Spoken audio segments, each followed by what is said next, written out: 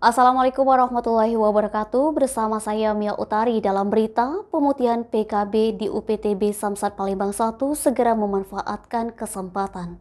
Unit Pelaksana Teknis Badan Samsat Palembang 1 memberikan program pemutihan pajak kendaraan bermotor kepada masyarakat. Program pemutihan PKB kendaraan roda 2 dan roda 4 dan dimulai dari tanggal 1 April hingga 23 Desember 2023. Kasih Penetapan Pembukuan dan Pelaporan UPTB Samsat Palembang 1 Ardiansyah SEME mengatakan, pemutihan yang diberikan terdiri atas bebas denda dan bunga pajak. Tunggakan PKB selama 2 tahun atau lebih cukup membayar 1 tahun tunggakan pajak plus 1 tahun pajak berjalan. Sedangkan pemutihan biaya balik nama kendaraan bermotor diberikan bebas denda dan bunga. Pengurangan BBNKB 2 sebanyak 50% untuk kendaraan mutasi masuk dalam Provinsi Sumsel dan mutasi masuk dari luar Provinsi Sumsel.